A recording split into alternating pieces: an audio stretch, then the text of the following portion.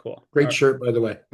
Oh, thanks. Yeah, I'm a huge fan of the Grindhouse. I think I'm kind of on the one of the very few that really appreciated it when it came out. Yeah. And like it was one of those like I actually saw in theaters, like I was like revved up for it. And I still love it. Like I'll still watch it all the time, just as the double feature itself. And but everybody's all like, oh, it sucked. It's Tarantino's movie. And I'm like, look, compared to his other ones, I can see that, but it was still like a cool thing for him to just go, let's just do this. Yeah. You know what I mean? Don't The guy's great, brilliant director, writer, producer, everything, but it was just him just to go, can I just make a fuck around project for once? Right. So, Exactly. yeah. All right, let me go ahead and get started. Everybody, this is Popeye and Katie from Couch Potato Massacre. Welcome to Trailer Punk Podcast. I appreciate your guys' time. Is there anything you want to promote before I get started with all the questions and bantering? Our biggest thing is we're very excited to be playing Fest 23 in Gainesville, Florida. We're playing Vecinos Saturday, 5:20. Yep. Nice. And That's our first year, so we're freshmen, I guess, of Yeah. the fest. So that's awesome. Who's gonna be there with you guys? It's, obviously Fest itself is I don't know, 300, 500 bands, something like that. but our bandmates will be Lewis and Matt Canta. Sorry about that. That's okay. They're always with the band, but we had to bring in our friend Cho to play bass because Popeye had an accident with his hands this summer and hasn't been able to play music very much with his hands. He can sing, What so happened? yeah, all of us will be there. And then the rest of the lineup, we're really excited about. Fest does mystery bands. And there's a mystery set right before us at 4:20. We Really? don't know who it is. They don't tell us. We have ideas. We have My hopes Yeah, and my wishes. personal giant hope is the band Dollar Signs, one of my favorite bands of all time. It's their last time playing Fest. They're kind of wrapping it up, calling it quits as a band. And I'm pretty sure their other show is going to be sold out, so they should be doing a mystery set. We don't know for sure, but that That's would our make biggest me one. real happy if they played right before us. Awesome. Yeah. Is this your first time playing that festival, or is this? Yeah, Yes. we've gone, I think 7 times. I think this is our 8th year going, and it's the most expensive weekend of the year, flying from Minneapolis to Gainesville. The rooms are like $700 per night. And then, food, beer, all that kind of stuff, but totally worth it. It's why we're going our 8th year. Are you flying out or driving out? We're Flying. flying. We're also playing pre-fest, which I almost Yes, I was gonna forgot say you to better promote promote. that one. That's in Tampa, Thursday Thursday. We night, play yeah. Thursday. And there's not 300 bands on that one, but we're most excited about Toys That Kill is headlining that night. And that's one of So our excited. top five, top 10 bands, Yep. respectively. What bands really opened your guys' eyes seeing live that you're like, this is what I want to do? Oh my. You've been doing this forever, so Yeah. I would say, I mean, one of our favorites, Katie and myself, is Off With Their Heads. Mhm. Band that's originally from Minneapolis, now kind of relocated to Chicago. Um, Dillinger we've, Ford. yeah, well, I was gonna say, Off With Their Heads, we've probably seen So many 80 times. I times, can't tell you how something many. like that. I mean, just never miss them when they come through town. Dillinger 4, we've seen most of their shows, but they do sell out their shows extremely quick, even in Minneapolis. So, but just the best people and so good live. Dollar Signs is another one. Toys That Kill is City another one. Mouse. Yep, City Mouse, Homies. And then one band that I almost forgot to mention last time we did a podcast, uh, that kind of showed me like it's okay to be a little cheesy and have a shtick was Masked Intruder. Yes. Yeah. When we saw them for the first time, I was like, holy crap, like they're wearing ski masks Yeah. and like their instruments match their shoes and like they really have like a They gimmick. have yeah. Yeah. And I was like, okay, well then we're gonna do this gimmick where we only sing about, TV shows and movies and video games. And if people don't like it, that's fine. Not everyone likes Masked Intruder either. The last two I have to say, I would say Chicks Dig It and Groovy Ghoulies. two Oh, bands that everyone that has ever seen us has been like, you guys must like these bands. Yep. no, those. I mean, those. It's a great set of artists that you've inspired, that you were inspired by and looked up to. And do you what's your thoughts and views on the local scene in Minneapolis? When it first kind of when you started kind of getting involved versus now, do you think it's kind of flourished a little bit more? It's gotten hard in our city. We lost first Triple Rock, Yep. legendary venue. No Effects has the song "Seeing Double" at the Triple Rock. Um, we lost that, and then shortly after that, we lost a venue right down the street called the Nomad Pub, which was a place that we played 8 to 10 times a year. And now we just lost the place across the street from that, which was Palmer's Bar. So we just keep losing venues, unfortunately.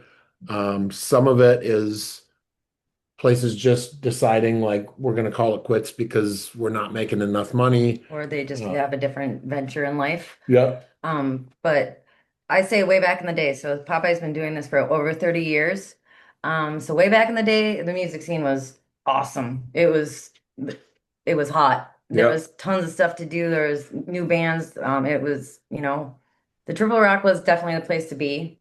Um, and we still have First Ave and everything like that, but that's a different step, you know.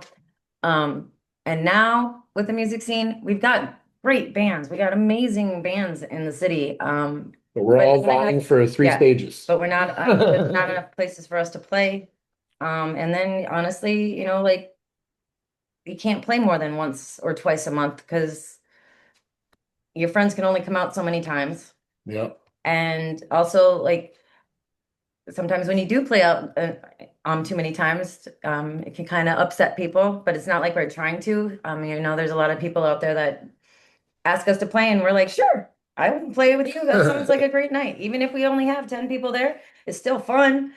So I mean, it's kind of like that's where it's touchy, is like not having enough places to play, playing too much in 1 month, and things like that. I get that. So yeah, We had that in St. Louis where the scenes, I mean, the venues really affected the scene where you had a lot of great places to play and that were a little bit more opening and welcome. We had Creepy Crawl, Mississippi Nights, Jesus, my brain is stopping. But we had a lot of great venues where they were way more open, and now they're very selective. And I think we've kind of reached a point where a lot of bands are just kind of trying to go, let's make up a place. And I hope I see a lot more boosts in like basement shows, yeah. outside venue, people just setting up and playing, which I've been seeing a little bit more now lately, where they're just going, look, if we ain't got no place to play, we're going to play anywhere that we fucking want to. You know what I mean? Yeah. I like that type of vibe where, it's really cool to have that vibe, but Sure. it seems for some reason that there's always some entity that is frustrated by a DIY and tries to shut you down. Yeah. We've had like 2 get shut down, maybe even more than that. I think more. But like we're trying to do it DIY because we don't have it somewhere else, but there's someone out there that's going to try to shut it down, and it's so frustrating. It's like we're not trying to cause trouble. We're just trying to Yeah. put our art out there, have a place for people to enjoy the time together. Yeah. And the people, like, so much kudos to the people that are trying it up here. yeah, I don't know if they're getting shut down because people are worried they're, giving booze to underage kids. or I don't think any of them are doing that. I think they're They're- all trying to be professional and Yep. responsible, but yeah, there's always a Karen. yep. That's true.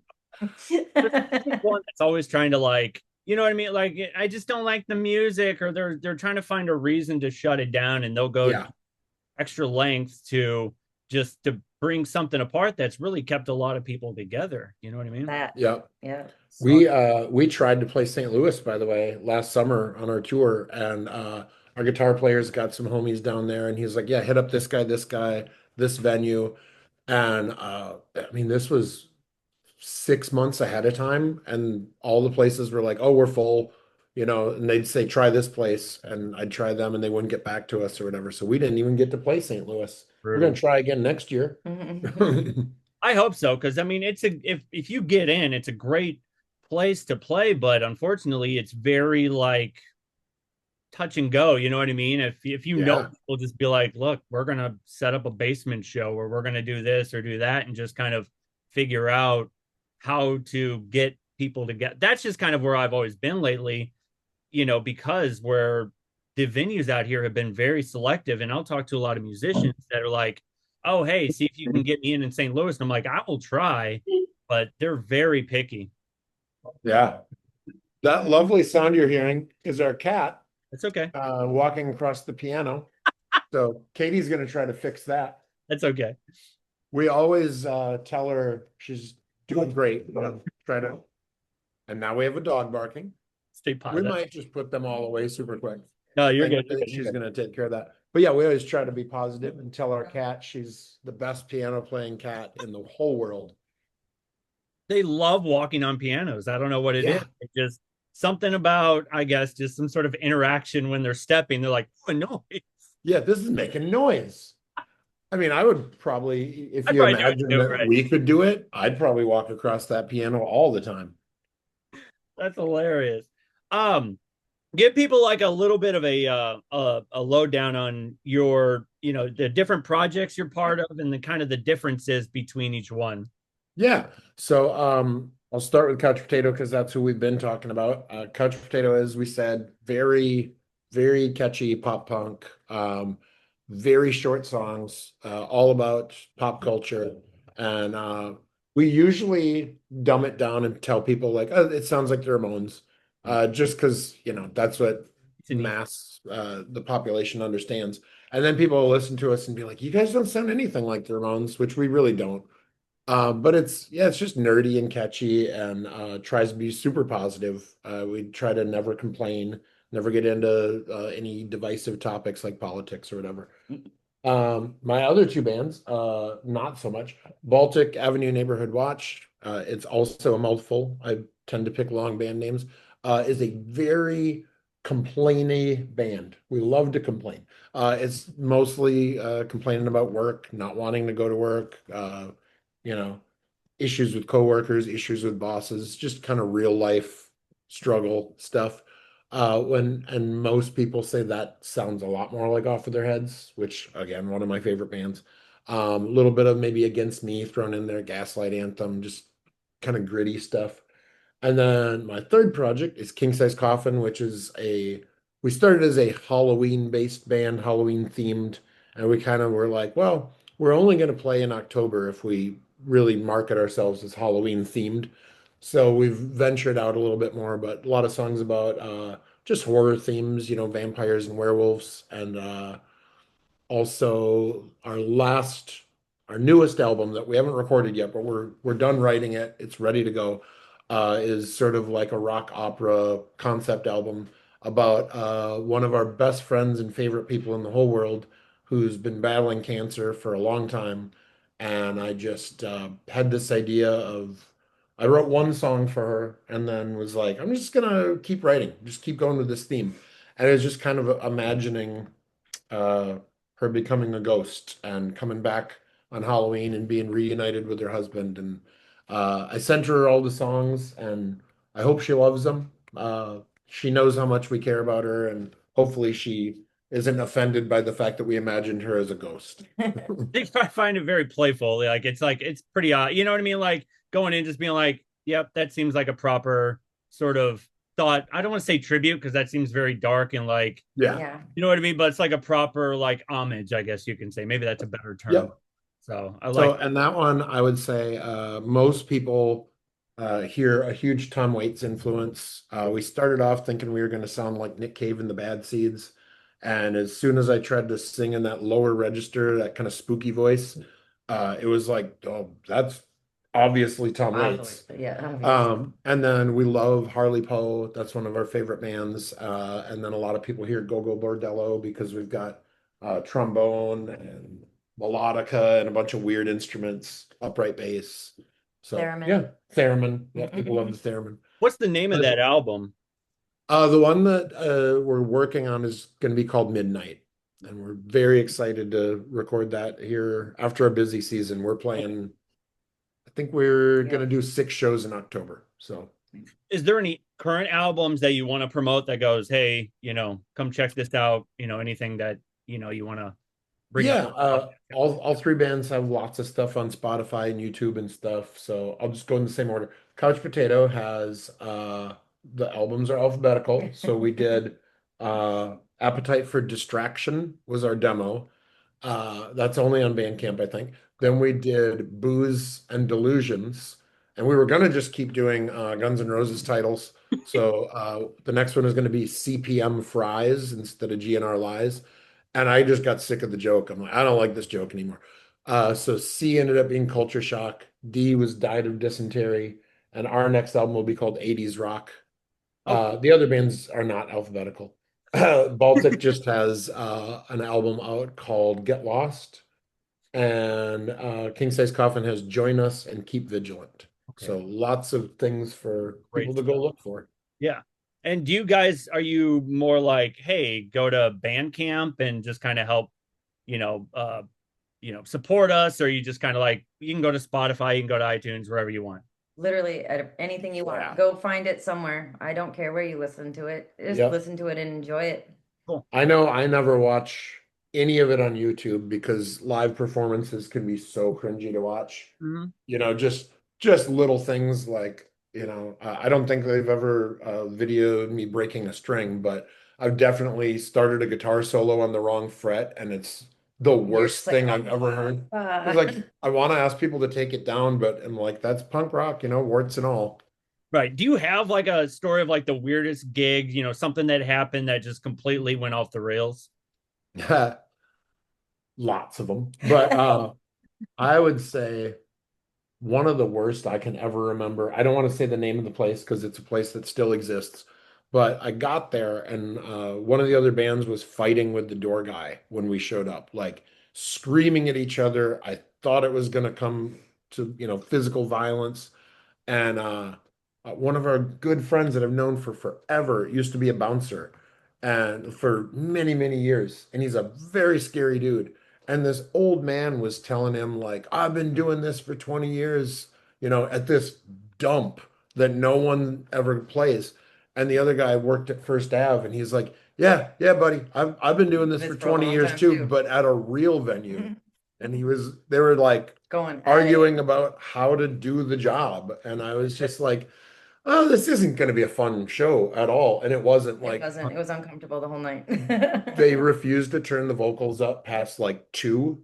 And they just kept saying, hey, if you want to hear your vocals, turn your amps down. And I was like, well, my amp's at a one. Like, I can't turn down anymore.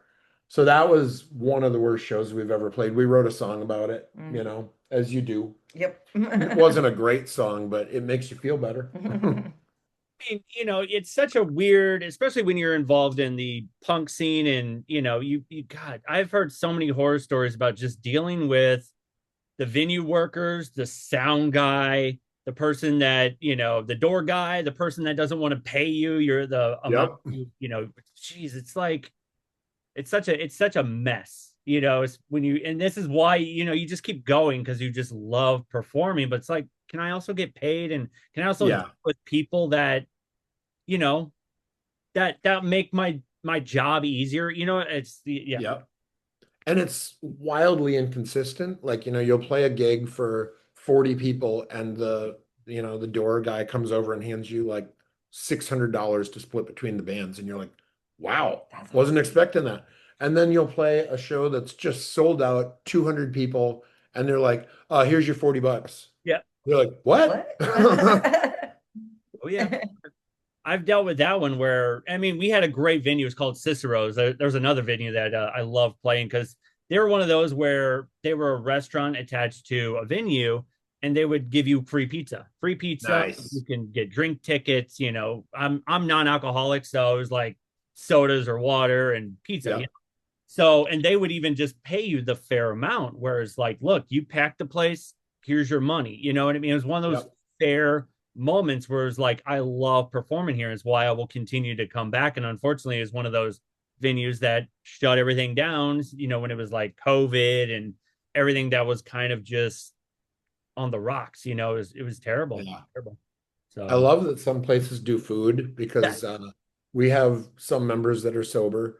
And also I have some months that I just go dry, dry January. And usually I try to be mostly sober in November because we end up drinking a lot at Fest and stuff like that.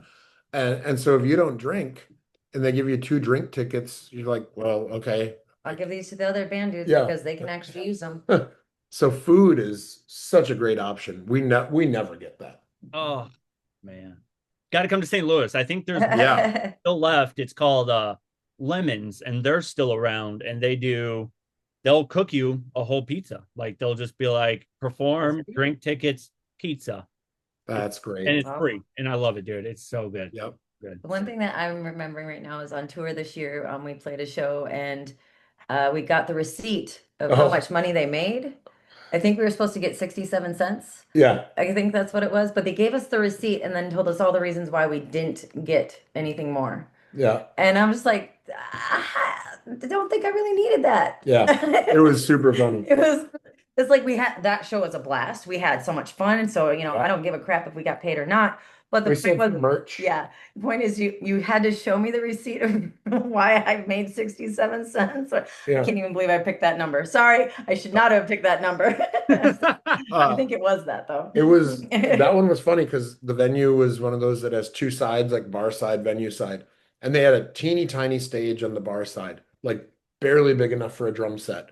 And they put us on the venue side, which you have to pay to like rent that room. And I was like, I never said we wanted to play on that side. Like I was very happy. The bar side. Yeah, when we walked in and saw that stage, I was like, yep, that's what I saw on the website. I'm super stoked. And then they're like, no, you guys are over here. And like otherwise we would have probably made $100 between 3 bands, which still not much, but it's yeah. I just thought it was funny to get the receipt of why you're not getting any money. I was just like, The highlight of that. It's like a progress report where it's like, okay, here's Yeah. It's just like, kick me while I'm down, will you? Yeah. So that was my last story. So yeah, I was gonna say the highlight of that show was have you ever heard of Up Down, or do you guys have one in St. Louis? I think so. It's just an arcade that has beer and pizza. But a big arcade, lots of good games. And was that Louisville? Yeah, we got Up Down. No, Nashville. Oh, we were in Nashville. Okay, they have one in St. Louis. Sweet. Yeah, we got one here. Even more reason to play St. Louis. Yes.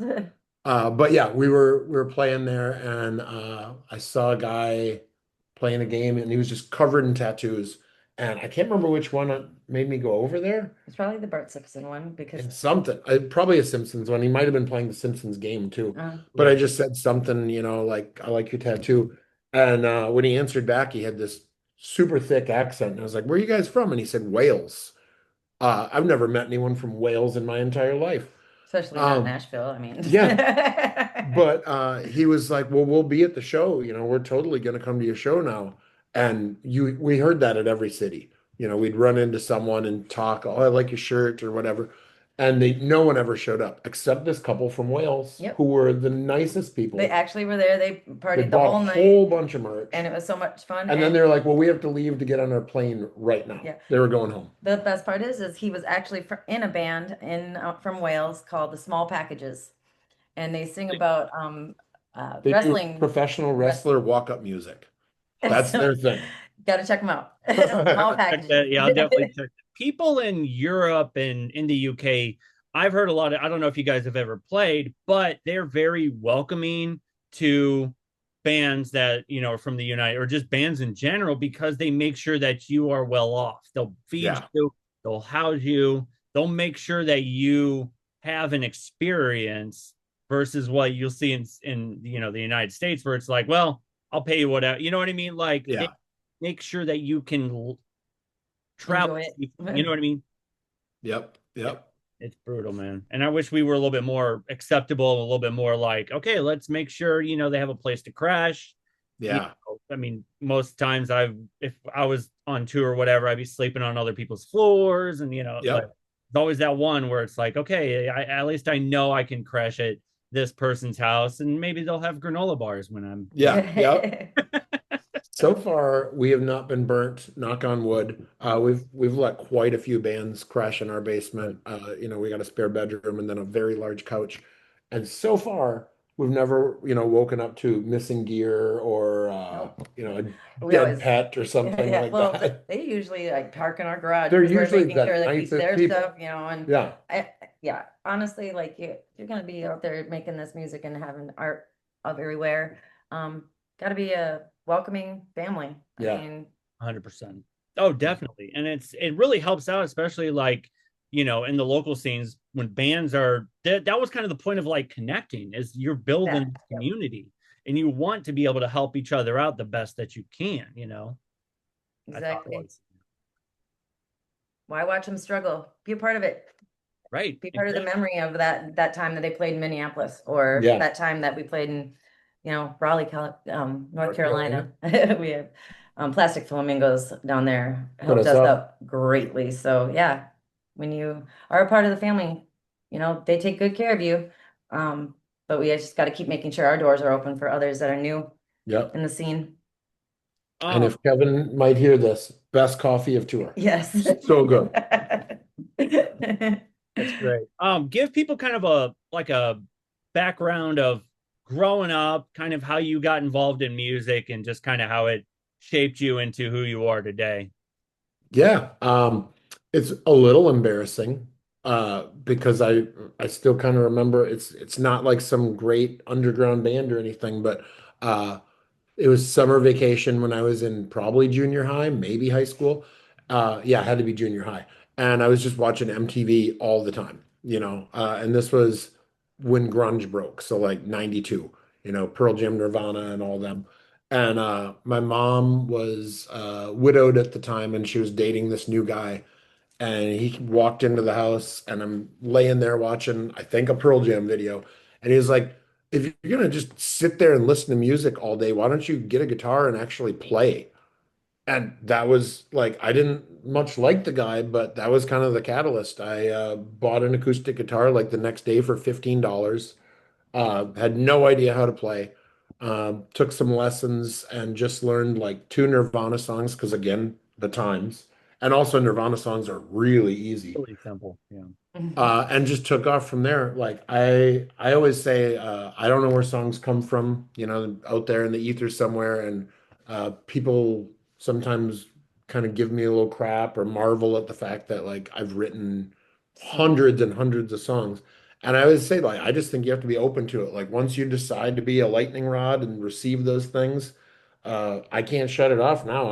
I'm writing songs every day. Yeah, it's the thing is like we'll put out something there and we like that's a song, and all of a sudden our guitar player Lewis will be like, "Papa, I will have a song for you in 20 minutes. Just hold on." Yeah. And like literally, like he'll walk off to go to the bathroom and he'll come back. All right, song's written. And I'm Yeah. like, seriously, dude? I'm like, yep. That's how fast his brain works with lyrics, art projects, everything.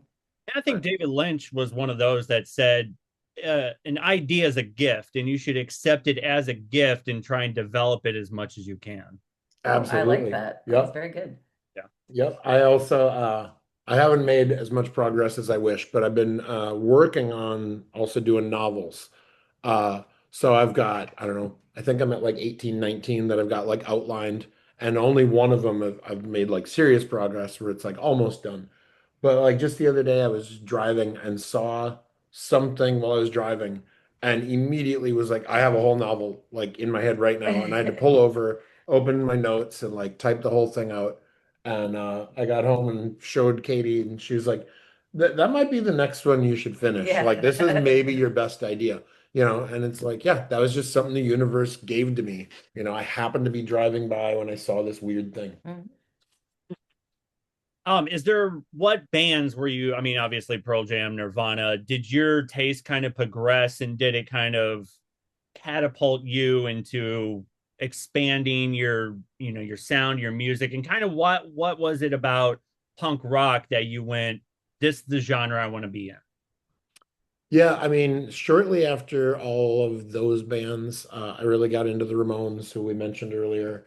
Um, and I think the weirdness of them, like all these songs about cerebellums and lobotomies and all this weird stuff about brains just made me go, I like this. This is weird, you know. And then shortly after that, I think I probably saw Pet Cemetery for the first time, and that just cemented like, all right, this is the greatest band in the world. Um, and then I don't know, I think when the internet came around, I just got obsessed with like finding new bands all the time, finding bands that no one else knew yet. Because so many of the bands that I loved, other people told me about, and I'm like, I want to be that guy. I want to be the one that tells people, hey, check out this band, you know? So yeah, that's the internet for uh, all of its drawbacks, because it can be pretty terrible sometimes. But if you're just focused on, I'm going to find good music, the internet's pretty great. Mhm. And I think a lot of people, I've always been one to try and chase the musical dragon, where it's like, let me find something I'm obsessed with instead Yeah, of consistent. I mean, it's okay to go back and listen to the bands that you love, but if you're absolving a lot of time doing that, then you're not trying to find a new band or new, I'm always finding, doing that. Growing up, I wasn't listening to a lot of Tom Waits, but now I'm like obsessed with the guy. Like I'll yeah, yeah. listen to him.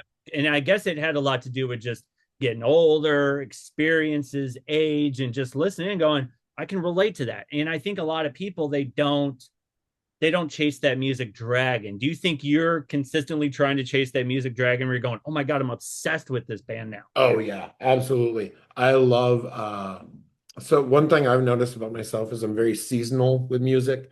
So like in the fall, like right now, it's a lot of Groovy Ghoulies because they sing about horror themes. Harley Poe, same thing, horror themes. Misfits, of course. And I mean Tom Waits is kind of all year for me, but definitely in the fall.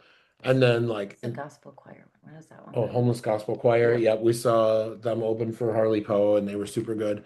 And I don't need to go through every season, but like, yeah, I will get obsessed. Uh, One thing I love to do is just listen to a band's entire catalog from the first thing they put out. And I have a long commute to work, so I can listen to an album on the way to work, and then I can listen to the second album on the way home. And within a week, I can listen to, their whole catalog. And just doing that, even you'll be like, this album's way better than I thought it was. Like an album that you just wrote off and thought it's their weakest Yeah. album. You'll be like, dang, this is pretty good. Yeah. One question I want to ask back because over COVID, I only know a few people that really like Tom Waits. So we did a COVID meetup. Everyone was, having whiskey at their desk or whatever, and we went through maybe the first half of his albums, and everyone was, you're supposed to pick, I think, your three favorite songs. But I recently changed my mind over his best album. So I want to ask you, do you have a favorite Tom Waits album? Real Gone. That's my go-to is Real Gone. I like it's very gritty. Like, I mean, Yep. that was actually my stepping stone was Real Gone. And I also listened to Swordfish Trombone. And just because I liked the song Underground, and I was like, oh shit, there's some like industrial elements to this. But then Yeah. I listened to Real Gone, he just kind of went, I'm going to go ahead and put the piano aside and just let everything else be the music for me, where it's, stomps or clangs or booms or anything like that. Like that was one where I went, holy shit, there's something about this guy. And then I kind of started going back, and then I'd go a little bit forward where it's more of like the Carnival Barker type of Misfits Yep. guy, or you know what I mean? Like, so yeah, Real Gone is the one I always really come to, and it's kind of my default. You know what I mean? Yeah. Yeah. Absolutely. What's yours?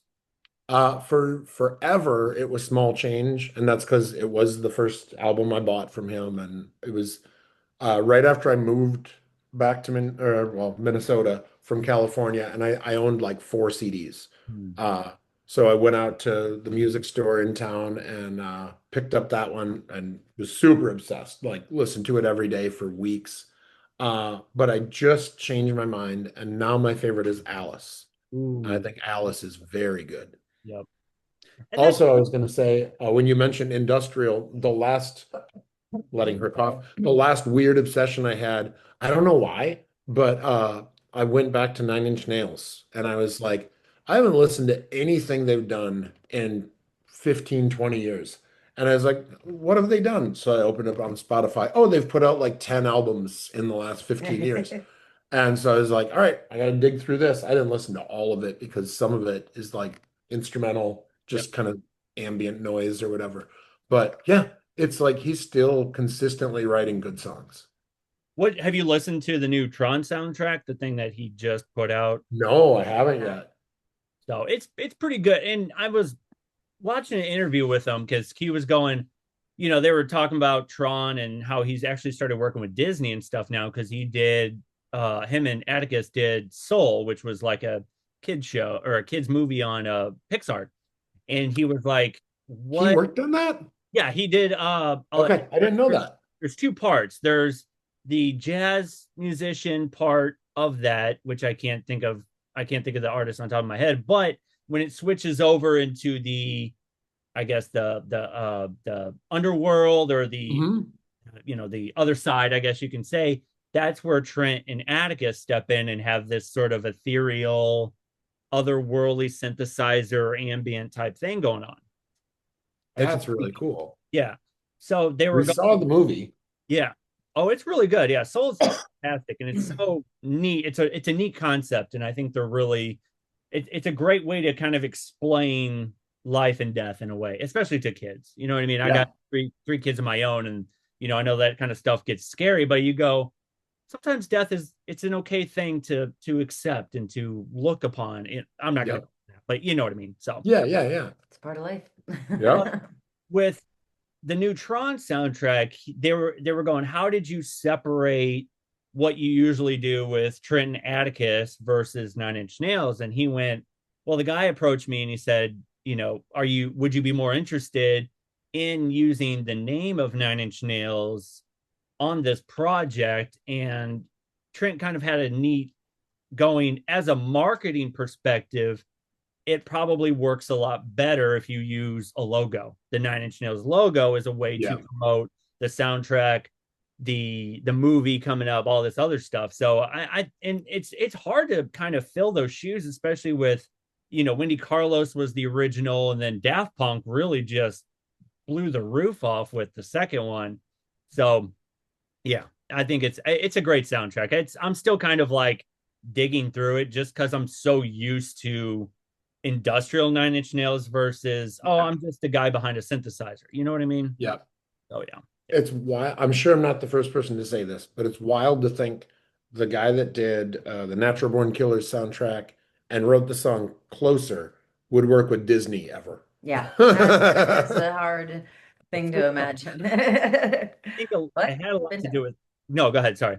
No, Oh, she just said I said, but it has been been done. done. Right. And I think he kind of brought that up during an interview where they went, well, you're a father, you got kids, but and I think he was like, I just kind of wanted to put that part of my life on and behind me and go, look, I got kids, and I think my kids would love to know that I'm working on a lot of these kids movies now or whatever, just to kind of branch out. And I bet you it's a pretty good hefty paycheck in the process too. Yeah.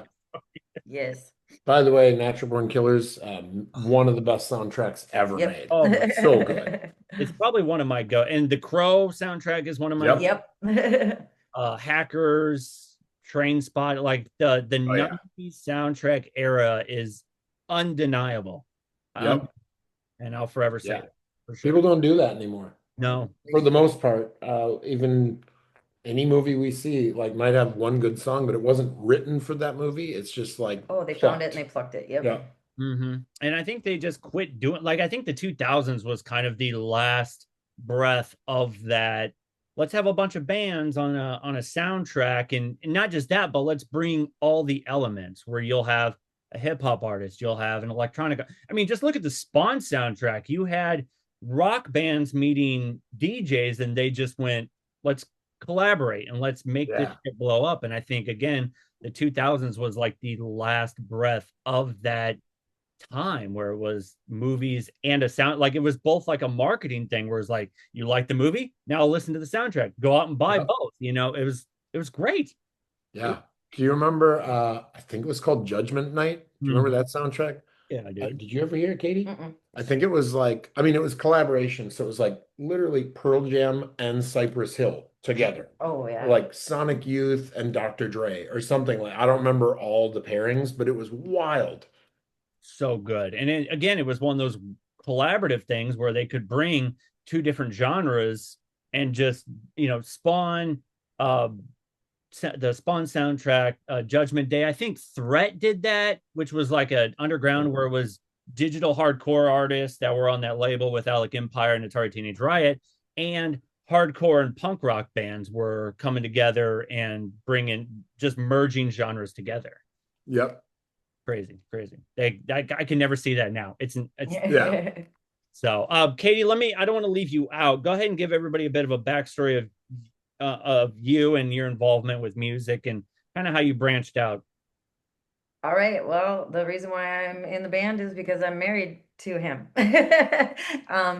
We've been together for forever, 27 years. We have Mhm. kids together. The reason why I wasn't doing band stuff in the beginning is I was mom taking care of everything while he got to go out and play music. But I was there every single show. Yeah. I have been supporting him in everything he's ever done, and he is always gratefully appreciative of it. He's never let me not know that. Also, you have to mention, because she says this all the time to her friends and stuff, your stage fright Yeah, it does. started, I don't know, how I was old were you? 11. 11 years old at a piano recital. Yep. I had the song memorized backwards and forwards. I was so ready for it. I got up and I started to play, and I could only play the intro over and over. And I hit a wall, and I just kind of Just went froze. black and froze. So I am not real excited about being on stage. I'm getting a lot better. My friends say that they can't even tell, which is good. Yeah. But I was in, like band, jazz band, pep band, all that stuff. But you were in a crowd, so no one was just looking at you. So I did that kind of stuff.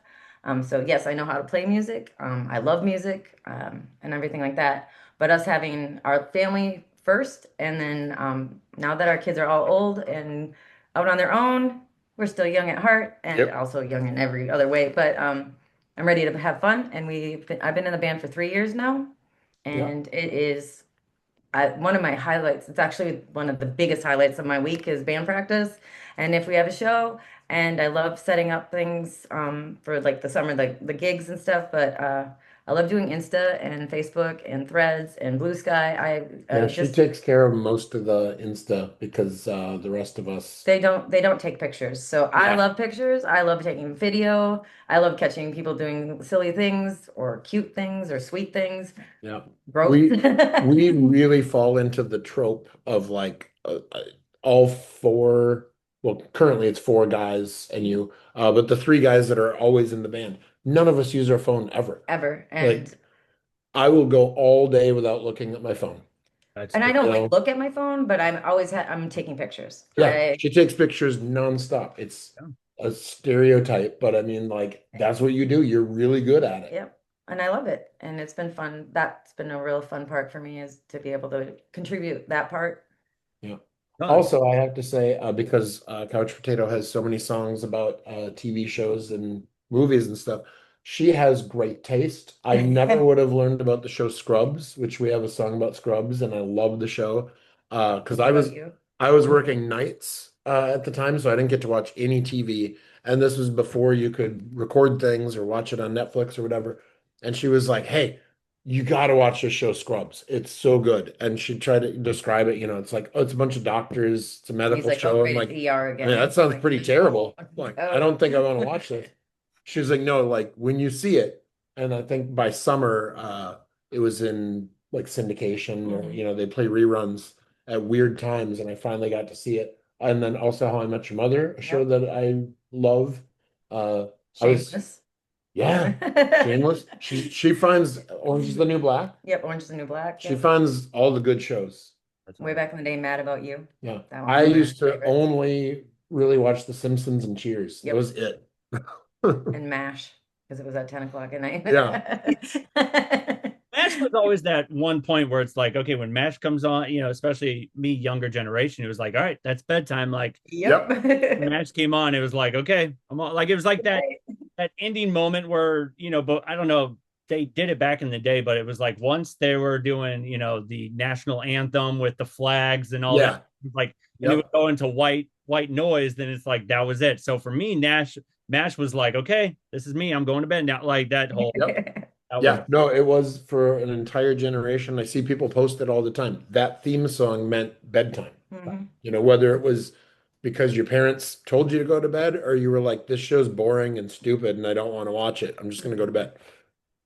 That's the other thing is with the Couch Potato Massacre, me being a part of that one, it just clicks because one, our whole family, the only way we can like actually have a conversation is if we're talking in TV talk. Yeah. So like Movie quotes. movie quotes, TV quotes all the time. And a lot of their friends would come over and girlfriends, and they're like, I have no clue what you're talking about. Yeah. But us as a family, we're just having a good old conversation. They're like, what? Yeah. None of that makes any sense. Yeah. First one that springs to mind for me, she loves the Christmas movie Elf. She will watch it all year round. And if anyone in our house burps, you just have to follow with like, did you hear that? But yeah, that's one of those. That's our one of our go-tos for sure, where it's Christmas time. I've always been the A Christmas Story. Like that's Oh probably yeah. one. That's his thing. He loves That Christmas see, Story. there you go. Did you see the house yet? No, I'm still a little upset about it. Yeah. So our last show tour was Charlotte, and we drove all the way back with no shows. Like we played 11 shows in 12 days, got to Charlotte, had to turn around and just drive straight back. And I wanted to stay because you can stay at the house. Yeah. It's cheaper to stay at the Bumpus's house. So it was like we'll just stay at the Bumpus house, get up, buy something from the gift store, and when we hit the wall where everyone in the van was like, I need sleep like right now. Like it's not safe to drive anymore. And I was like, but it's like 2 hours away. And they're like, nope, we're getting a hotel in whatever No. city we're in right now. And so we didn't get to do it, but it's We'll get something there. we'll do someday. Yep. Got to do For it. sure. Got to do it. And it was Also, in the middle of summer was not the right time to go to the Christmas story No. house. we ended up going. It was in January. There was a issue I had with a job, and I was kind of in between work. And my parents were like, "Oh, hey, we're gonna go travel around. You and your wife and your kids can come with us." I was like, "Cool." And so we went to from St. Louis to Chicago, and then Chicago to Cleveland. I think that's where it's at, right? And then Yep. we traveled all the way to Niagara Falls. But yeah, it was just one of those, it was such a surreal experience, especially being a fan where, you'll go in, it's a very interactive house. I think this was before they let you stay the night. I think this was Oh yeah. still one of those moments where it was still like a tourist attraction, and you can go and you can put, on props, and you can get as many pictures as you like.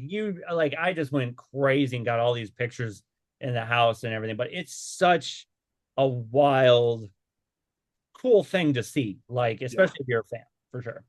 Yeah, the fact that it's a real house is awesome because that's another thing they don't do anymore. No. Everything's just a Just set that. now. Yep, for sure. I know, and it would have been cool, like just to be able to go and stay the night and just kind of have that sort of Airbnb moment Yeah. experience. And I just hope they have like the pajamas with the bunny ears, so I Yeah. could walk down in the morning in that. That'd be way wicked cool if I could do that. I think they sell those in the gift shop, so you might Yeah. up and grab one of those before. But man, if I'm staying there, can't you just give me a pair of pajamas? Yeah. Pay a little extra. He looks like a pink nightmare, like a deranged Easter bunny. Right. What would be your guys's like desert island? I mean, you can pick books, movies, albums, or you can just pick, one type, like either it's books only, movies only, albums only. What Yeah. would be your guys's list? You can do 3, you can do 5, totally up to you. Whatever ones you want. We'll probably be totally different. So you Yeah. I've for forever, basically since I moved out of my parents' house, I've been a list person. My friends used to call me the list master. I have lists everywhere. I'm going to consult my phone because I have these things on my phone. And you think about it for just a second. Yep. But this will be something probably to edit later. It's not great podcast to go scrolling my phone. I'm scrolling. You're fine. It's a very laid back podcast. There's nothing. So, Cool. but yeah, I had one guest on where he was like, he was kind of going through a list and he's like, you know what, let's start with books because books, they last a little bit where you can kind of jump in and kind of find new avenues to go down, new thoughts and stuff when it comes to certain books. But he had this great, and then he was like, you know what, I think I'll bring the Bible just because it's a book I haven't read. And he's just like, it's one of those things where I can kind of dive into and just kind of waste a lot of time reading. You know what I mean? It was like, Yeah. like, so You got your list? I got go someone's for it, pulled buddy. up. So I'll go quick because there's quite a few. Christmas movie. I've got It's a Wonderful Life, Elf. This one's controversial. Hot take, Love Actually. Some people hate it. Yeah, no. Uh, some of it's a little weird. The guy with the sign out in the street, kind of creepy. Like that's your best friend's wife. Yeah. Uh, Side note, we went to that exact spot when we vacationed in London, Really? and took pictures with her on the doorstep and me out there, and then got out of there because that's someone's house. Yeah. Of course. And then Scrooged, the Bill Murray one, and A Christmas Story. So that's my top five Christmas movies. Horror movies: The Exorcist, Pet Cemetery, Candyman, The Conjuring, and then hot take, Halloween 2. Mm, That's that's a good that one. was the first really scary movie I ever watched. I was way too young. Came home from trick-or-treating and it was on TV, and just the music. Whew, I was like, I shouldn't be watching this, but I couldn't take my eyes off it. Hmm. So he's asking you if you're on a desert island, what was Yeah, those are all I'm the saying things? that's Yeah, those yeah. are my five Christmas movies and Yep. horror movies. Okay. And then for bands, I'm kind of surprised by what I had on this, but I tried to be diverse, because you don't want to just listen to like just punk forever. So the five bands, also because they have very big collection, like these bands have put out a lot of albums. So number one is The Cure, who I've luckily seen twice live now. Two is the Ramones, three Alkaline Trio, four Harley Poe, five Bright Eyes. Wow. Which That some is of our friends have said Bright Eyes and Harley Poe are like the same band. No, they are They're not. not. Damn, Oh, Brad, I never would have thought that. That's a good one. That's a really good one. and then last, I'm just scrolling down farther. I have non-horror movies. Top five, Stand By Me, my favorite movie of all time. E.T., Hmm. About Time, which not many people, we're always asking people if they've seen it. No one's ever seen it. Yeah. It's super good. You cry your eyes out. When Harry Met Sally and Braveheart. Oh. Braveheart for a long time was my favorite movie ever.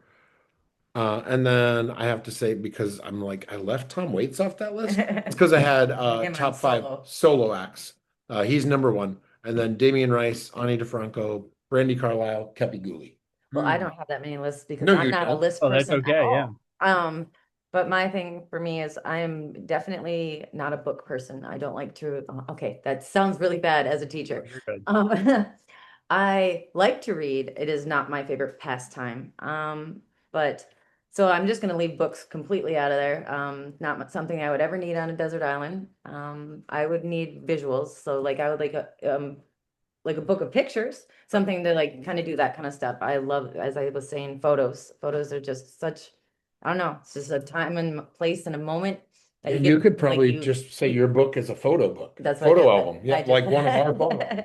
Yep, so that would be my book. Music wise, oh my goodness, I just hope that the dude that I'm stranded on the island with, because I better be with him, just has a guitar so he can sing to me.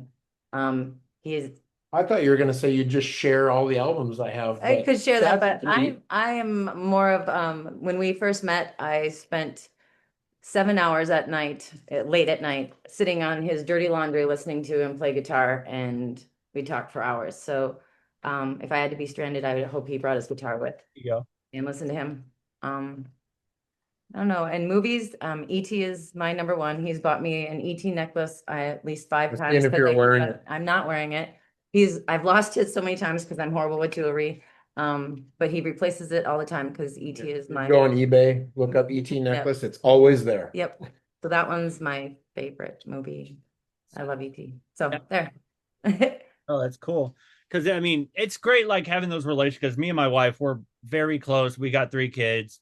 And she was always very much like the Friends, her TV show, obsessed. obsessed with it. So I'm always getting her little knickknacks of you know, friends and stuff like that. And of The course, coffee like, mugs and yeah. oh my gosh, and Yeah. they've been going crazy lately, making just friends memorabilia, friends. Yep. Like it's crazy, but no, that's really cool. Like I've never heard that where it's go as long as I have my significant other there with me and he's performing the music, then I'll be content and be happy with it. That's so neat. I like that. Thank you. Yeah, that was a good answer. Thank you. Very We original. found on tour that Lewis, our guitar player, he was like, "Is it cool if I keep TV on?" And we always fall asleep to TV. And he put on Friends at every hotel of the tour. But I think it's And just that's all we could get on. yeah, and I Not to be said mean. after, Not trying to be mean. Oh, yo, no, but you're I was good. after like 3 or 4 nights, I was like, I didn't know like you like this show so much. And he goes, "Oh, it's okay, but I just know it's always on." Yeah. Yes. Like any hotel, if you flip the channels long enough, you'll find it. It's your mashed potatoes. Yeah, and I was like, yeah, and easy to fall asleep to Yep. because You've it's seen one of those it. shows, excuse me, you don't have to watch it in order. Like some shows you do. Like Mhm. that's he and I both been listening to the Mad About You, How I Met Your Mother podcast, How We Made Your Mother. And they talked about the network got mad at them because they're making this show where you have to watch it in order. And they're like all the other shows at the time were Was just just like whatever. whatever happens this week doesn't matter next week. Like forget everything that you Yeah. just saw. This is just bite-sized like entertainment. And I kind of feel like that's what Friends mostly was. Yeah. There are some things that run through, I mean, you they were, know. yeah. There's little like little storylines or whatever, but I've always kind of been like that where I think it was either Simon Pegg or Nick Frost said Friends is one of those easy shows that you can put on in the background and it's a good like screensaver for your brain where you can just kind of have it as background noise and just have Yep. it on. You know, it's great to fall asleep to. You know what I mean? Yep. For sure. And they would know because Shaun of the Dead is one of those things that you can just put on and like I'm real weird because I enjoy doing laundry. I love to just put on Shaun of the Dead. It's not her. No, it's And yeah, just fold laundry and yes. all of a sudden it's over and you're like, "Oh, okay. Well, I guess I'll go to bed now." Yeah. Well, I think a lot of people were trying to compare because, Friends was big here and then it got big in the UK. And then when, Simon Pegg and Edgar Wright created the show Spaced, where it was like a nerd version of Friends, that people were trying to kind of go, "Oh, were you influenced by this?" And he was like, "No, I just wanted to create a show where it had a lot of like geeky undertones and a lot of that sort of pop culture stuff where, they're paying homage to Resident Evil or X-Files or Star Wars or whatever." And so and he was talking about how they wanted to take, how the success of certain UK shows like The Office and stuff, they wanted to Americanize it and they wanted to do that with Spaced. And it just would not work well enough because it would kind of crumble. You know what I mean? Yeah. Yes. Yeah. And I can Yep, see definitely. where shows like Friends, where it's a little easy to kind of put on and leave it on in the background. Some shows you kind of got a little bit more stay focused on. You know what I mean? Yeah, That makes sense. So Yeah. definitely. I'll tell you, Simon Pegg, for me, has one of the most inconsistent careers. mhm. Like, Shaun of the Dead is amazing. Hot Fuzz is pretty good. And I can't remember the one. I don't tell me if you've seen it. He goes on like a blind date, but he connects with the wrong woman. Yeah, but what was it Like called? they're both supposed to be on a blind date, but they are not supposed to be dating each other. And then they kind of hit it off. I can't remember what that one's called. Look it up. That one's okay. Wasn't great. And then, man, he's made some stinkers. Mhm. Like I'll watch anything with him in it, hoping it's going to be as good as Shaun of the Dead. Was And it then Sick Note? no, Sick Note was great. Oh, man up. Yeah, that's There you it. go. Good work. Good work. Yes. Yeah, that one was okay. But like recently watched something. I think it was called like An Irrational Fear of Everything or something like that. Holy cow! I don't want to yuck anyone's yum. That movie was not very good. I think he was just playing into the Hollywood, because I mean he was doing Mission Impossible movies, he was Yep. doing the Star Trek where he played Scotty, and I think he's just trying to find his footwork here and just make a paycheck doing, Yeah. you know, because I mean I don't know how difficult it is to work on UK shows and movies and stuff, but man, they will make fucking anything here in the United States. You Yeah. give them an idea, a concept, and a great marketing movie poster, and you bet your ass they're going to be making a movie about it. You know, Yep. maybe that's Yes. them just trying to make a paycheck. So I need to find one of these people that makes those decisions and pitch one of my books as a movie. Yes, I keep telling him like I would like to retire now. So could you finish something that would make us a lot of money so we can just Yeah. enjoy? So I'll say, find somebody. here's my pitch if anyone's listening. The one that's almost done. It's Super Bad meets Teen Wolf. I would see that movie. wow, that sounds cool. No, and I've always had this idea where they need to do. It's almost like oh gosh, what's that one? High Fidelity, where they need a music store show where Yep. you can kind of build on that and kind of do the ride or just keeping it going where it's difficult where everything's digital now and back in the day it was you'd have like a Slackers or a small record store next to Best Buy or like a Walmart where they were trying to take a lot of stuff and sell like entertainment when these music stores are still holding on. I think they could have done something with like a music store where they're still Yeah. holding on in the midst of everything digital and the big corporations and stuff. I think that would have been cool to see. Yep. Yeah. All right, let's write one about extreme noise. Yeah. And That's yeah, our local we're gonna punk do rock it now. store. All right. And it's great. It's a co-op. It is a co-op, so So everybody people just volunteer to work. there, They don't yep. get paid. So I think That's awesome. When you said High Fidelity, it made me think of, did you ever see the movie 500 Days of Summer? Yeah. I keep seeing like that movie's been out for forever. Feels like 20 years. But I keep seeing like memes using the scene where they're talking about music in the music store. And it'll be like she says like I like emo music and it'll list all these like My Chemical Romance, all these like newer emo bands. And then Joseph Gordon-Levitt will be like, "Oh, I thought you meant like real emo." Like And real it'll be like Sunny Day Real Estate and Mineral and stuff like Red House Painters. that. football, yeah, stuff like that. Yeah. Oh, that's so funny. Yeah, I've been seeing that a lot lately. And it's weird. It's weird because you'll see certain memes and the younger generation will see that and go, wait, what is that? And that Yeah, encouraged my daughter, my oldest daughter, to check out that movie because that's cool. That's like, cool. hey, that works. I'm all about it. So I think the best thing about that movie is the very first, like, it's just like a black screen and it says something, I don't remember the exact words, but where it's like, uh, any people, portrayed in this movie, it's totally a work of fiction, except for whatever her name is, like Beth Johnson, you effing slut bag or something like that. right. That part cracked me up the first time I saw it. I was thinking about this question yesterday, and I've been wanting to bring it up on my podcast, and I might be the only one to really think this, but I think there's what would be your most played album that you can just throw on and leave it on, but what other album could you listen to that I would consider it top shelf, where it's so good and so rich that you don't want to just keep playing it, but you want to come back to it, as like a way to go, let me dive into this again and just absorb. Does that make sense? Where you kind of Absolutely. Yep. absorb into it. What would be your guys' pick on one most played album, and what's your top shelf alcohol, whatever you want to call it, the top shelf album that you come back to and just kind of go, I love this album, but I can't overplay it because it's going to ruin its richness, if that makes Yep. sense.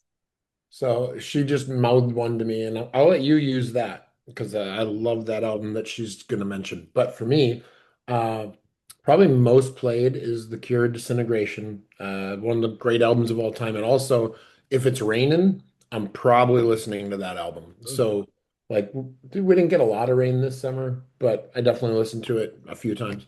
And a weird one that like the answer to the other question for me is Morphine, Oh yeah. which a band we Oh, haven't mentioned wow. yet. So Morphine, I mean, I like all their albums, but I think Cure for Pain is their best. Mhm. And And yeah, you can't play it too much, otherwise you wouldn't be yeah, able to listen to it. But they have yes, a short career because he passed away, so I think 5 albums. but And they're good. yeah, but like you can't listen to it too much because you're like, I just listen to this. And Yep. no band sounds like that, two-string bass and a baritone sax. Like Mhm. that's And then the pretty really weird. low voice, like Yeah. there's only so long that you can listen to it, but it is a really good, yeah. Yeah. Whenever I put it on, I'm like, oh, that's one where like I just have to sit and relax and enjoy it. I That's can't do stuff. yes, that's what I mean, where you can put it on. And I don't know a lot of people who talk about that where it's the top shelf, where it's like only a special occasion will you put it on and just Yep. let it absorb, you just absorb into it. You know what I mean? What would be your Yeah. Yeah. Um, Say yours now. so my record that I put on all the time, literally all the time, is Off with Their Heads, Hospitals. Mhm. It's on repeat lots of times. I also would play I also play Home from Yeah. Off Their Heads a lot because there's so many songs on that one that it just when I'm in a mood, if I'm in a bad mood, can listen to it. If I'm in a good mood, I can listen to it. When I'm at work, they always ask me, what's something that you need to do to like help yourself like get through something? It's literally going to my car and listening to really loud music, and it's normally Off with Their Heads. Wow. For an album that I don't want to overplay, but is really rich and really good. Hmm. I would think Help me. Yeah, I've got. because she grew up on Cat Stevens, Yep. There you go. it's a Cat Stevens Cat album. Stevens. That's a good one. I haven't heard that one yet. Wow, that's amazing. I think We listen to a lot of stuff. that's good. I Well, have to tell my super quick off of their head story. Okay. All of our friends have heard this in person, but now I can share it with other people. yeah. So, um, Patty from Dillinger for a while was in off of their heads, and he posted on what was it called? MySpace. If you remember back when Oh MySpace yeah. was a Oh thing, yeah. Old. he posted in Sucks. MySpace, "Hey guys, off of their heads doesn't suck anymore." Mhm. And I was like, I didn't, Think they I ever had sucked. never, no, I had never checked them out. Uh-huh. They didn't have anything out yet, but Mm-mm. people knew them from seeing them live or whatever. So, like that day, we were at Extreme Noise Mm. and I picked up a copy of Hospitals, listened to it for a couple days straight. And I mean, I was hooked after that. I'm like, this is my favorite band on the planet. That's Thanks all. to Patty saying they don't Don't suck suck anymore. anymore. Holy Hmm. shit. I love that. What is your guys's when you come up with, like a creative flow, kind of what's your go-to, your default, are you take notes on anything? Do you get behind a guitar? Do you get behind keys? Kind of what's your starting point when you go, I have an idea, use guitar? Do you start with a beat? What's your usual go-to? It's I'd say 99% of the time it starts with lyrics and a melody. So then I write it usually in pen, on Hmm. paper, Hmm. sometimes on my phone if we're in the car or something like that. But then when I'm like, all right, I want to actually turn this into something, it's usually acoustic guitar. Um, Just to get the melody out. yeah, just so I can be like, yeah, I know I'm going to sing it in this way. So I just figure out the chords that it's going to go with. And even though I've switched to bass in Hmm. Couch Potato, I It's never write on bass. mm-mm, Just never. mm-mm. No, usually it's we're just talking and all of a sudden I'll be like, "Hey, that'd be a really good song," and then we just kind of like go with it from there. Like Yeah. something just happened, and then we were like, "Oh, that would be something fun to write about." And that's kind of like how all of our friends are. Is like we're just all just hanging out talking, and it's usually like, "That would be a really good band name," or "That'd be a really good song," or "We should make a video about Yeah. that," or something. So that's how all of us talk together Yeah. and everything like that. It's So great having a lot of creative friends. yes. Mhm. And it really helps. And what's your guys's when you're like, okay, I think I'm ready to make it to get into a studio and make an album, kind of what's your process? Do you have at home kind of studio setup, or do you have a friend, or do you go to like a legit studio place? We've got two great friends that pretty much do all of our recording. One is Andy Matheson. He's recorded everybody. And He does everybody like into all the everything. slow death records. He's done some D4 stuff, I think. His own bands, Class of '86, Power Dam. Mhm. He's phenomenal and actually looks a lot like the guy we're talking to right Yes, now. exactly. Um, Doppelganger over yeah, there. but he's phenomenal and he's in a real studio called Tree Speak. Yep, Oh my God, like he's amazing. you feel like you're a big band when you go there. And the other It's thing is nice. like he'll record you, and then all of a sudden you get the recording back, and you're like, I don't remember ever playing that, or I don't remember that as a backup. It's because the dude is so good at it. Like he throws it in there, and he's like, you don't have to keep it, you don't have to do anything with it, but you don't want to take it out because it's really, really good. Yeah, So some like, of our favorite backup vocals that everyone in the band sings now are because because he he keeps sends saying it them. back, singing on it, and Yep. we're like, how did we never think of that? Why didn't I do that? Why didn't I? So he adds so much more to what you're recording also. Yep. He's amazing. And then our other one is our friend Lewis. He's in a band called Linus. There's two bands called Linus in So Minneapolis. this one is Linus the band, if you Yeah. look him up. The band. We go to him because he's half the price. And so sometimes when we haven't played any gigs and we Have any haven't sold money? any merch, we don't have any money, and we got to ask everyone to chip in, we'll go to him. And it sounds just about as good as the really professional studio. Yeah. And he just does it in his practice space. And he's got a really good ear for everything. Yeah. And also just a super nice guy. Yep. Who would you collaborate with if you get a chance to? Oh my. Oof. Boy. I mean, I'm gonna go back. This will be where I start repeating myself a lot. Yep. I would love to at some point do anything with the dudes from Dollar Signs. Yep. One of my favorite bands ever. And then also I would say for whatever reason, Ryan from Off Their Heads doesn't he feels like he can't write a song anymore. He's been saying this forever. Right. He's like, they haven't put out an album in forever, and he's like, I'm not gonna, put out an album until I write some songs I'm actually proud of. Yeah.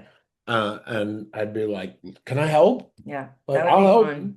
And we have, we're not friends with him, even though he's from here. He knows who we are. We've drank with him before. But he doesn't really know us. But we have mutual friends that Yes. are best friends with him. So yeah, let him know, man. We'd love to do that. That would be really, really fun. I also think it would be really fun to with Kepi. Oh God, yeah. Yeah, Kepi Gooley. Mhm. I'd be all over that. His energy.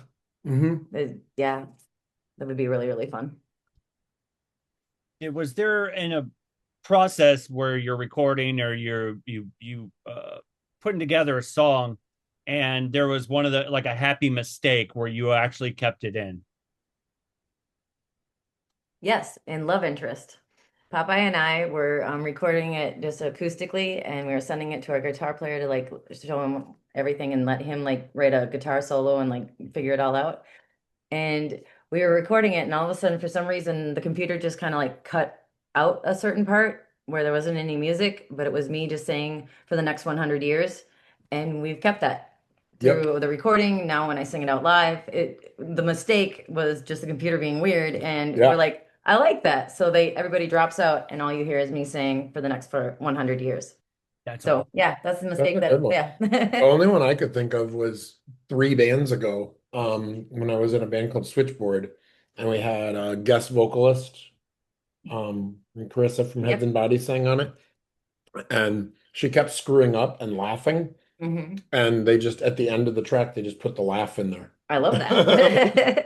And she's got a cute laugh. That's so fantastic. I know there's a lot of bands I know that are in Minnesota. Is it just one of those things where you have multiple projects just to kind of keep it, keep yourself creative, keep yourself going? Or is it just a natural region of people just collectively, creatively coming together, if that makes sense?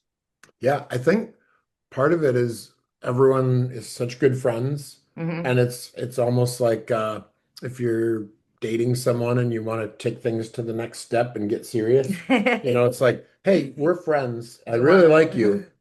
Do you want to maybe like consummate this relationship and have a band? Together? But yeah, I mean, most people we know are in at least 2 bands, Yep. some 3.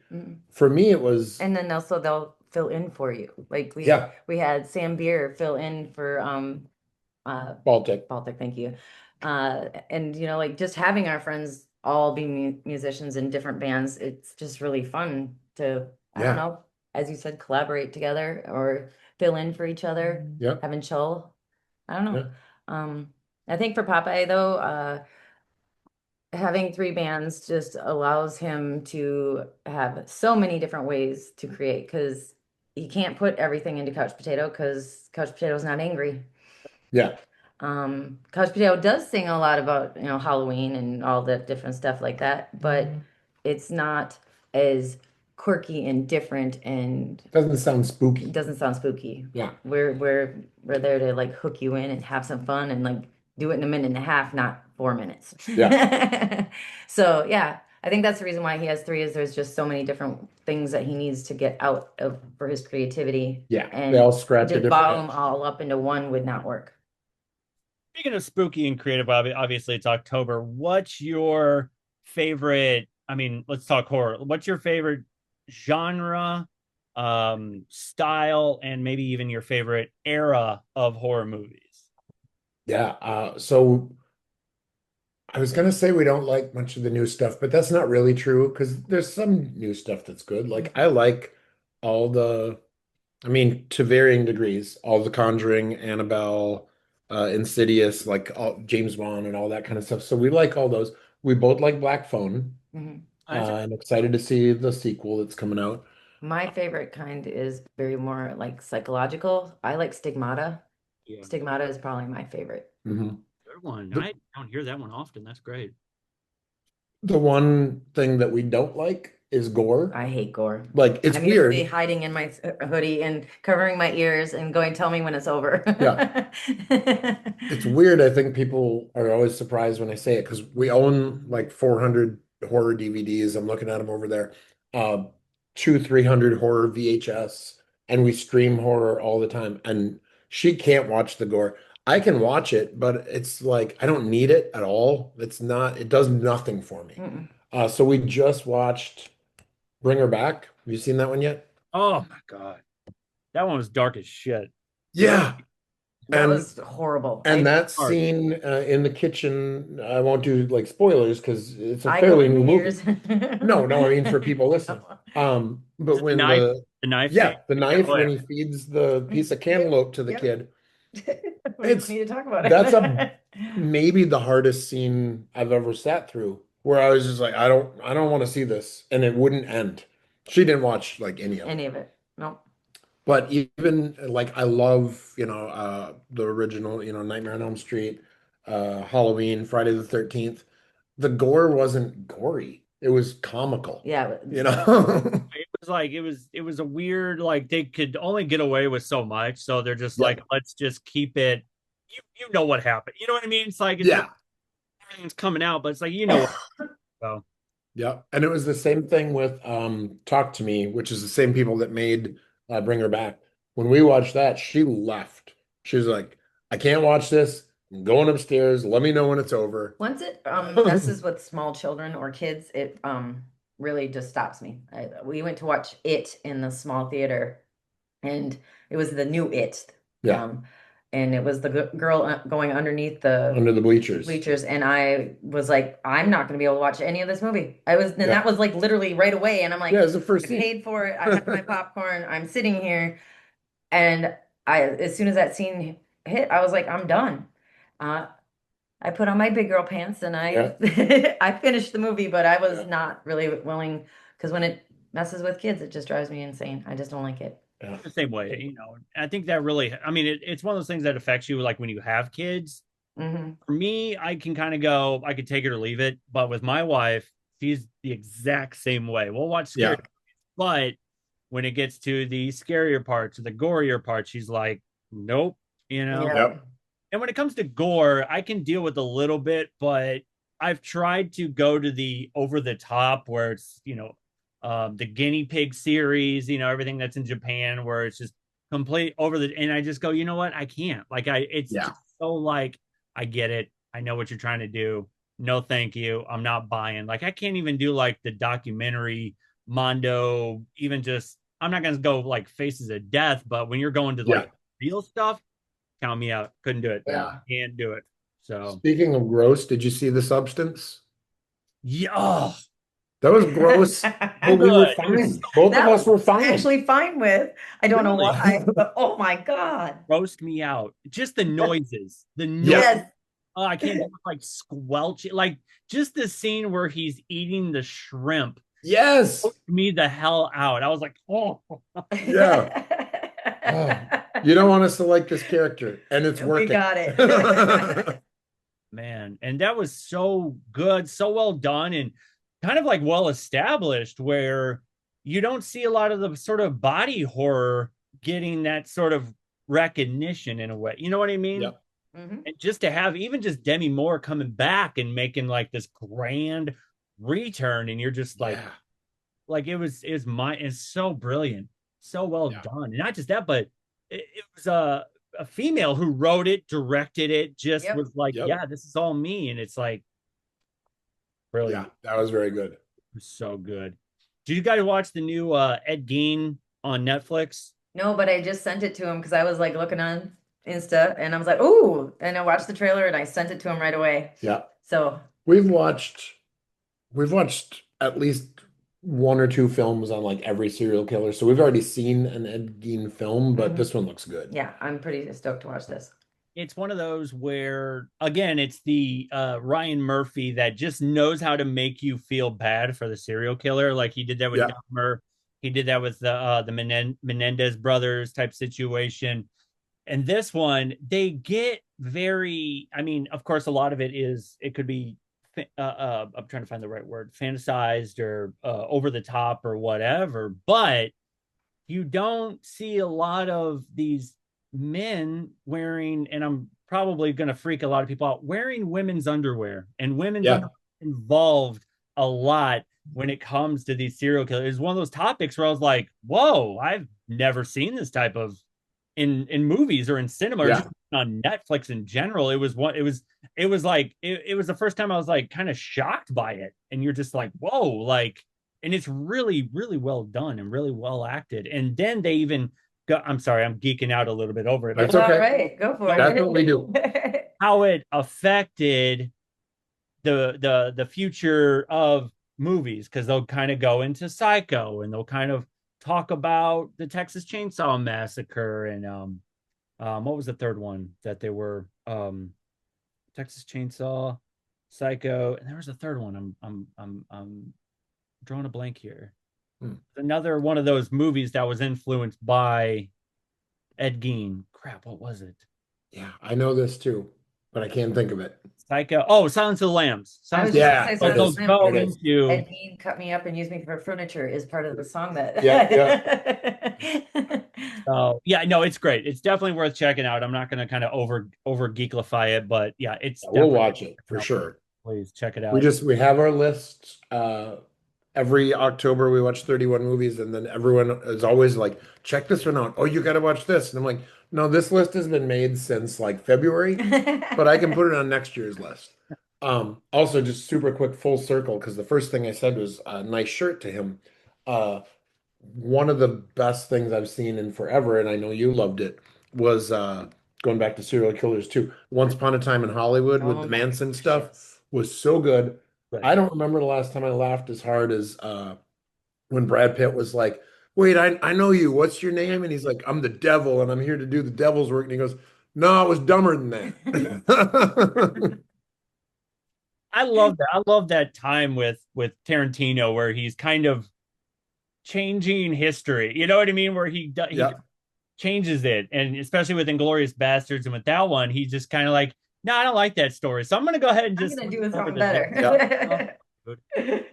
so That reminds me, have you ever seen California with Brad Pitt and Juliette Lewis? let me look it up. I think I have. Let's see. Not a lot of people know it. I don't know why. David Duchovny's in I it don't know too. why people don't know about it. It I is know. one of Brad Pitt's best movies. Oh, California with a K. Yes. Yeah. Yeah. That's Yeah.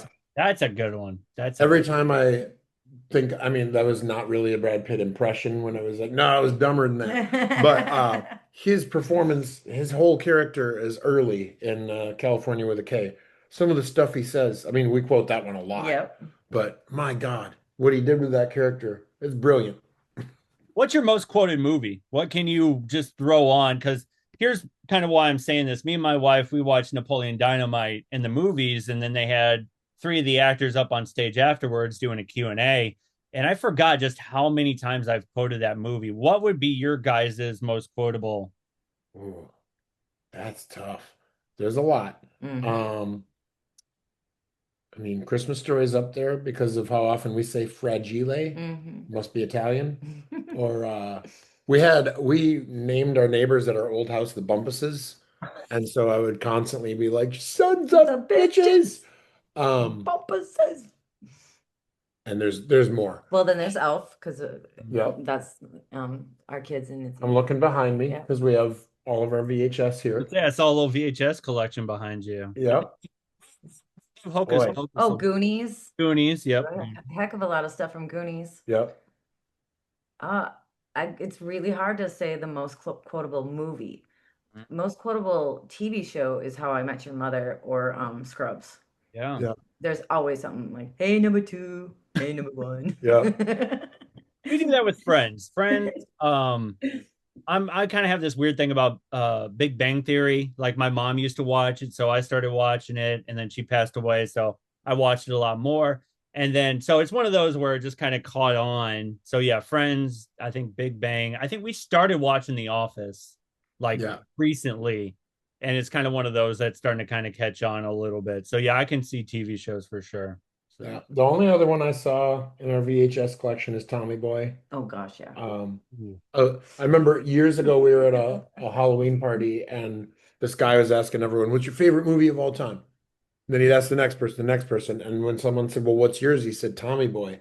And so many people were like, "What an idiot! Who would say Tommy Boy?" And I'm like, "It's a great movie." It's a really good movie. was a good one. And anytime it was on, because we used to have the movie channel with cable, anytime it was on, I watched it. Between that and Black Sheep and Hackers, Yeah. Billy Madison, Happy Gilmore, those were just like go-tos. They were good go-to. Yeah, Go-to the part movies. that I'm thinking about right now is like anytime I'll be like, is there anything on my face? And he's like, well, not so much right here or right here, Right in this region. but right in this region. When he listed those, I think I have the winner, Big Daddy. Yes. That as parents, Yep. there's a whole lot of Big Daddy in our Whole house. lot of- Good one. Yeah, I think I saw that in theaters on a date once. Yeah. We were talking about me and my wife were talking about first dates, and we were like, well, what movie? And I think she saw Disturbia, and yeah, she saw Disturbia. I saw The Omen on a date, Nice. the remake. Yeah. Coyote Ugly. Oh God. Oh, and Horrible Big movie to Daddy go was watch another on a one. date. Yeah. Oh, so that was one of those sad, desperate dates where you're like, I'll just watch whatever you're gonna. Yeah. That would be Titanic. Yeah. Sure, I'll go on a date with you and I'll sit for 3.5 more hours watching Titanic. Yeah. No. Oh shit, that's good. All right, guys, I think I've pretty much kind of covered everything that I need to without being an overkill. Yeah. Guys, That's so much perfect. for your time. Again, Couch Potato Massacre, King Size Coffin, Baltic Avenue Neighborhood Watch. Check those out. Spotify, iTunes, uh, Bandcamp. I always push Bandcamp just because I want to make sure that if they like it, they can buy it and make sure the Yeah. money's going to you guys. Yes. I've always been that person. Yeah, shows coming up. You guys got shows. Follow you on Instagram. I'll go ahead and post all that. Yeah, is there anything else you want to, any last words? No, thank you so much. It was really fun to talk. Only other thing I would say, because I did this, I think on the last podcast, gotta always end with be excellent to each other. Yes. Be excellent to each other. That's a good idea. I used to end with what's I kind of quit doing it just because it became kind of overkill, but it was what words of wisdom do you have for anybody who's watching it or who's who's listening to this, who's not having a good day or anything? I mean, do you guys have anything like that you'd like to Except That's what we be said. excellent to each other. That's Yep, pretty that good. is pretty much our one that we always, it's be excellent to each other, be kind. Yep. Be a good person. Be a good The shirt person. that we wear to school once a week. Yep. That's awesome. Thank you guys so much. I appreciate your time. You guys have a great Thank you. Thank This was fun. No problem.